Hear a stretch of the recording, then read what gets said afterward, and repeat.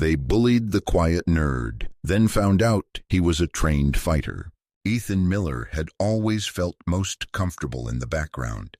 At Jefferson High, a school teeming with noise and energy, he moved like a shadow through the crowded hallways, unnoticed by most. He was the kind of student teachers remembered for his perfect homework, but struggled to recall in class photos. His hair was always a little too long, his glasses perpetually slipping down his nose, and his clothes chosen for comfort rather than style. While other students traded gossip and jokes, Ethan kept his head down, his mind lost in the worlds of science fiction and fantasy novels. His days followed a quiet rhythm. Each morning he arrived early, slipping into the library before the rush. There he could read, sketch, or tinker with his latest electronics project in peace. The librarian, Mrs. Geller, greeted him with a knowing smile, never prying into why he preferred books to people. Ethan's favorite spot was a corner table near the window where sunlight filtered through dust motes and made the pages of his books glow. It was his sanctuary, a place where he could be himself without fear of judgment. At home, Ethan's world was just as small but filled with warmth. His father, a mechanic with a love for old boxing matches, had taught Ethan the basics of self-reliance. His mother, a nurse, encouraged his curiosity, always answering his endless questions about how things worked. Their apartment was modest but cozy, its shelves lined with books, model airplanes, and half-finished inventions. Dinner conversations ranged from the latest Marvel movies to debates about whether time travel was possible. Despite this support, Ethan knew he was different. He didn't care about sports or parties, and he found it hard to join conversations about things he didn't understand or enjoy.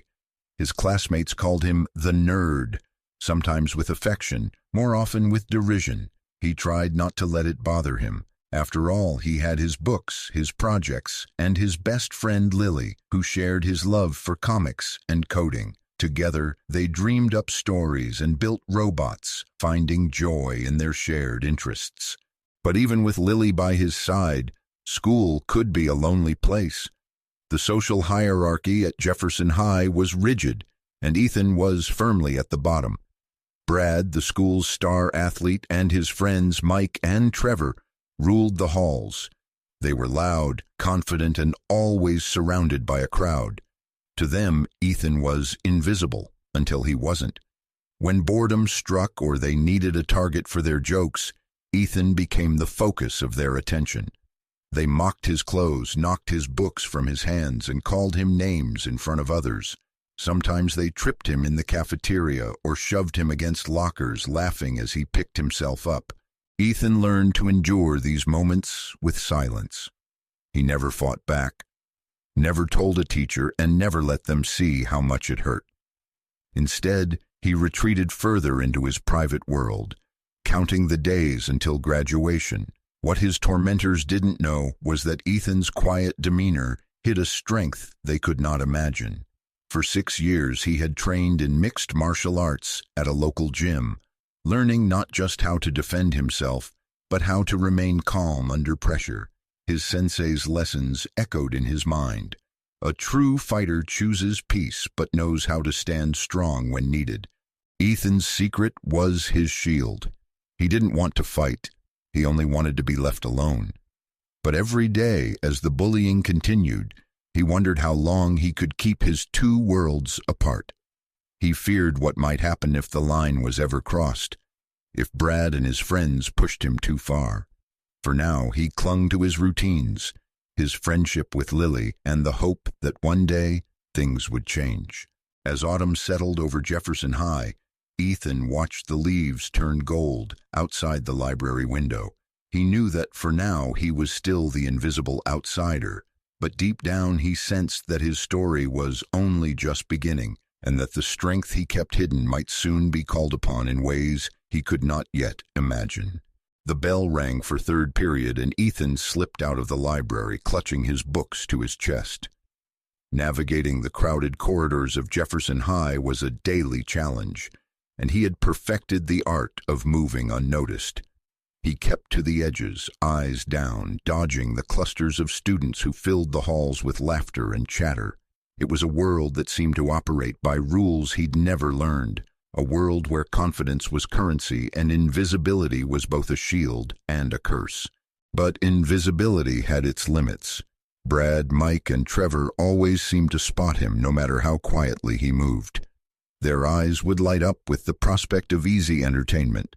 Sometimes it was just a mocking remark about his clothes or his latest science project. Other times it was a shove that sent his books sprawling or a foot that accidentally tripped him as he hurried to class. Ethan learned to pick up his things quickly, his face burning while the laughter of his classmates echoed in his ears.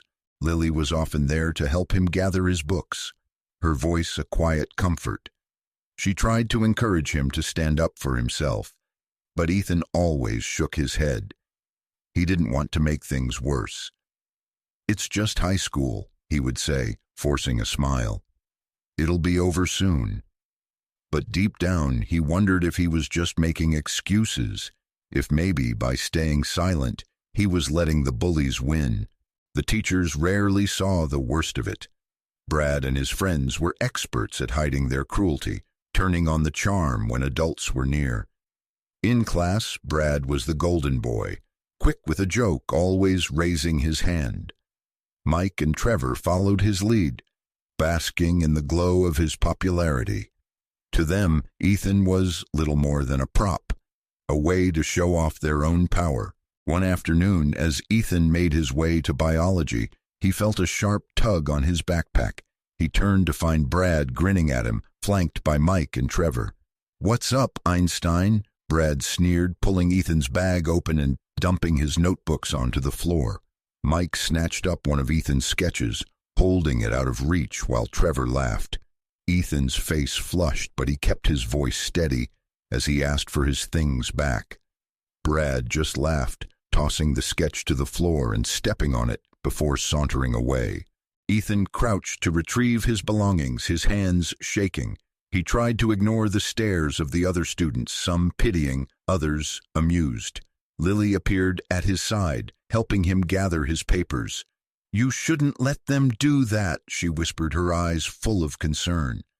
Ethan managed a weak smile, but inside, shame and frustration churned. He hated feeling powerless, hated that his quiet nature made him a target. That night, Ethan's thoughts raced as he lay in bed. He replayed the scene over and over, imagining what he could have done differently. He knew he had the skills to defend himself, but he also knew the risks. A fight could get him suspended, or worse, hurt someone badly. His sensei's voice echoed in his mind. "Violence is a last resort. Use your strength to protect, not to harm." Ethan resolved to keep his secret, but the urge to stand up for himself grew stronger with each passing day. The next morning, Ethan arrived at school early, hoping for a quiet start, but as he walked down the main hallway, he saw Brad and his friends waiting by his locker.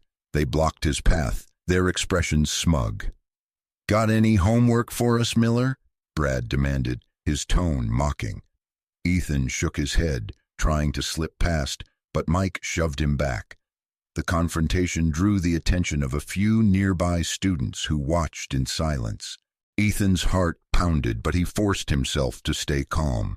He met Brad's gaze, refusing to look away. For a moment something flickered in Brad's eyes, surprise maybe, or annoyance. But then he laughed, pushing Ethan aside as he and his friends walked away.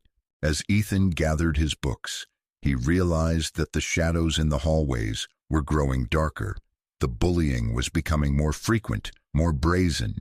He knew he couldn't avoid it forever. Sooner or later, something would have to change. And when it did, Ethan wondered if he would finally have to show the world the strength he'd kept hidden for so long. Ethan's life outside of school was a world apart from the harsh, fluorescent-lit hallways of Jefferson High. Each evening after finishing his homework, and helping his father with small chores around their apartment, he packed a simple gym bag and made his way to the edge of town. There, tucked between a laundromat and a bakery, was the small martial arts studio that had become his second home. The studio was nothing fancy, just a wide room with battered mats, a wall of mirrors, and the faint scent of liniment and sweat. But for Ethan, it was a sanctuary. Here he wasn't the awkward, quiet kid from school. He was a student, a fighter, and over the years, he had earned the respect of his sensei and classmates. The lessons went beyond learning how to punch or kick. They were about discipline, self-control, and the quiet confidence that came from knowing your own strength. Ethan's sensei, Mr. Watanabe, was a man of few words but great presence. He had taught Ethan that true power lay not in domination but in restraint. A trained fighter, he often said, knows that the best victory is the one that never requires a blow. Ethan took these words to heart. He excelled at drills, sparring, and forms, his movements sharp and precise. He learned how to fall and rise again, how to read an opponent's intentions, and how to stay calm under pressure. The dojo was also where Ethan found community. The other students came from all walks of life. Kids who struggled in school, adults seeking confidence, even a few police officers brushing up on self-defense. They supported one another, celebrated each other's progress, and left their differences at the door. In this space, Ethan was valued for his focus and determination, not judged for his quiet nature. Despite his growing skill, Ethan never boasted about his training. He kept it secret from everyone at school, even from Lily. He feared that if word got out, it would only make him more of a target, or worse, encourage someone to challenge him. Besides, he didn't want to be known for his ability to fight. He wanted to be known for his art, his ideas, and the kindness he tried to show others. Yet, as the bullying at Jefferson High intensified, Ethan found himself relying more and more on the lessons from the dojo. He practiced breathing techniques to calm his nerves before class. He visualized himself standing tall, unshaken by insults or threats. He reminded himself that strength is not just physical. It was the courage to endure, to keep going when things felt impossible. One Saturday, after a particularly grueling sparring session, Ethan lingered at the studio talking with Mr. Watanabe. The sensei noticed the bruises on Ethan's arms, the way he winced when stretching. With gentle persistence, he asked if everything was all right at school. Ethan hesitated, then admitted that he was being bullied, though he downplayed the severity. Mr. Watanabe listened quietly, then placed a reassuring hand on Ethan's shoulder. "Remember," he said, "you are not alone, and you are stronger than you think." That night, Ethan reflected on his sensei's words. He realized that his training had given him more than just the ability to defend himself. It had given him a sense of identity, a foundation to stand on when everything else felt uncertain. He thought about Lily, about his parents, and about the other kids at school who might also be struggling in silence. He wondered if one day he might find the courage to share his story, to help others as he had been helped. For now, though, Ethan kept his secret close. He walked into Jefferson High each morning with the quiet assurance that, no matter what happened, he possessed a strength the bullies could never see. He was more than the nerd they mocked.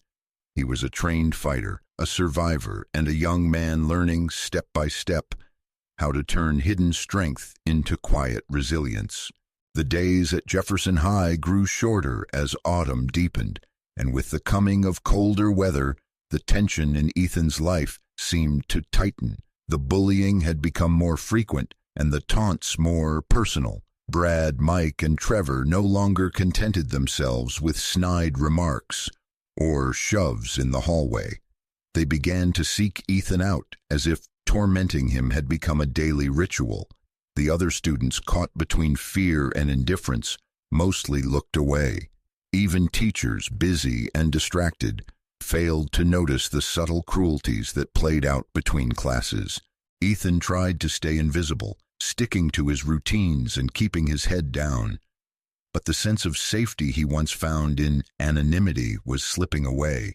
Each morning he braced himself for what might come, his nerves taut beneath his calm exterior. The only place he could truly breathe was the dojo, where the rhythm of training and the encouragement of his sensei gave him strength to endure another day. Lily noticed the change in him. She saw how his smiles faded and how he flinched at sudden noises. She urged him to tell someone, to fight back, but Ethan shook his head. He was determined not to let the bullies win by dragging him into a fight. Still, deep inside, he wondered how much longer he could hold out. One gray Friday afternoon, the tension finally snapped. School had just ended, and the halls were emptying as students hurried toward the buses. Ethan was gathering his things from his locker when he heard the familiar voices behind him. Brad and his friends blocked the exit, their faces set with a kind of cruel anticipation. "Hey, Miller," Brad called, his tone mocking. "Don't think you're leaving so soon." Ethan tried to walk past, but Mike shoved him back against the lockers. Trevor snatched Ethan's backpack, dumping its contents onto the floor. The boys circled, jeering, their laughter echoing in the deserted hallway. Ethan's heart hammered in his chest, but he forced himself to stay calm, remembering his training. Breathe, assess, look for an exit. But this time, there was no escape. Brad stepped closer, his voice low and threatening. "You think you're better than us? Always hiding, always running. Not today." He shoved Ethan hard, and Ethan stumbled but caught himself. Mike moved in, grabbing Ethan's arm, while Trevor blocked his path. The humiliation burned hotter than fear. Ethan knew that if he didn't stand up now, things would only get worse. The moment felt suspended in time. Ethan's mind raced, weighing his options. He saw the fear and excitement in the bully's eyes, the hunger for a reaction. He remembered his sensei's words. "A true fighter stands strong, but fights only when there is no other way." Ethan realized that this was that moment. He could not run, and he could not let them break him. Brad swung at Ethan, aiming for his face. Instinct took over. Ethan slipped to the side, the punch missing him by inches. In one fluid motion, he caught Brad's arm and redirected his momentum, sending him stumbling forward. Mike lunged, but Ethan blocked the attack, stepping aside and keeping his balance. Trevor tried to grab him from behind, but Ethan twisted free, using a throw he'd practiced countless times at the dojo. The fight was over almost as soon as it began. Ethan didn't strike back with anger or aggression. He simply defended, using the bullies' force against them. The three boys, shocked and winded, scrambled to their feet, staring at Ethan with disbelief and a flicker of fear. For the first time, they saw not a victim, but someone capable of standing his ground. The hallway was silent except for the sound of Ethan's breathing. A few students, drawn by the commotion, peered around the corner, their eyes wide. Brad, his pride wounded more than his body, glared at Ethan but didn't try again. With a muttered threat, he and his friends retreated, leaving Ethan standing alone amid the scattered contents of his backpack. As Ethan gathered his things, his hands shook, not from fear, but from the adrenaline of finally standing up for himself.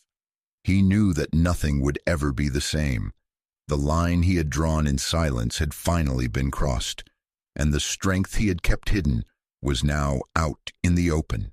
News of the confrontation spread through Jefferson High like wildfire. By Monday morning, the story had already grown in the retelling. Some said Ethan had taken down all three bullies with a single move. Others whispered that he was a secret martial arts prodigy. For the first time, the eyes that followed Ethan in the hallways were not mocking or dismissive, but wide with curiosity and, in some cases, respect. The tables had turned, and the quiet nerd was now the subject of both awe and disbelief. Ethan felt the change immediately. No longer did he have to brace himself for a shove or a cruel word when he passed Brad and his friends. Instead, the bullies kept their distance, their swagger replaced by a wary silence. Brad, his pride wounded, avoided Ethan's gaze, and Mike and Trevor seemed eager to melt into the background. The balance of power had shifted, and everyone could sense it. Lily was the first to approach Ethan after the incident, her eyes shining with a mix of relief and pride. She demanded to know why he had never told her about his training, and Ethan, a little embarrassed, explained that he never wanted to use his skills to hurt anyone. He had only wanted to protect himself when there was no other way. Lily hugged him fiercely, and for the first time in weeks, Ethan felt the heavy weight of isolation begin to lift. The school administration soon got involved. Security footage and eyewitness accounts made it clear that Ethan had acted in self-defense. The principal called Ethan and the bullies into his office, and after a tense meeting, Brad, Mike, and Trevor were suspended and required to attend counseling sessions. The principal commended Ethan for his restraint and composure, reminding him that true strength lay not in fighting, but in knowing when to stand firm. In the days that followed, Ethan's life changed in subtle but significant ways. Students who had previously ignored him now greeted him in the halls, some even asking about martial arts or how to handle bullies. A few teachers, having heard about the incident, encouraged Ethan to consider starting a self-defense club. At first, Ethan was hesitant. He had never seen himself as a leader, but Lily's encouragement and the gratitude of other students gave him confidence. With the principal's support, Ethan started a small after-school self-defense group. He taught not just basic techniques, but also the principles that had guided him: self-control, respect, and the importance of seeking peace over conflict. The group quickly grew, attracting students from all backgrounds, some who had been bullied, others who simply wanted to feel safer or more confident. The dojo's sense of community found a new home in the school, and Ethan discovered a quiet pride in helping others find their own strength. Even Brad changed, albeit slowly. After his suspension, he approached Ethan one afternoon, awkward and unsure. He apologized for his behavior, admitting that he'd never expected Ethan to stand up for himself, let alone do it with such control. The conversation was brief, but it marked a turning point. The animosity faded, replaced by a grudging respect. By the end of the year, Ethan was no longer just the quiet outsider. He was a mentor, a friend, and an example of resilience. The bullying that had once defined his days was replaced by new friendships and a sense of belonging. Ethan's journey had not been easy, but it had taught him and those around him that true strength was not about domination, but about courage, compassion, and the willingness to help others rise. As graduation approached, Ethan reflected on how far he had come. He knew there would always be challenges, but he also knew he had the tools to face them. The boy who had once hidden in the shadows now walked with quiet confidence, his head held high. The lesson he left behind was simple but powerful. Sometimes the strongest people are those who fight not with their fists, but with their hearts, and who inspire others to do the same.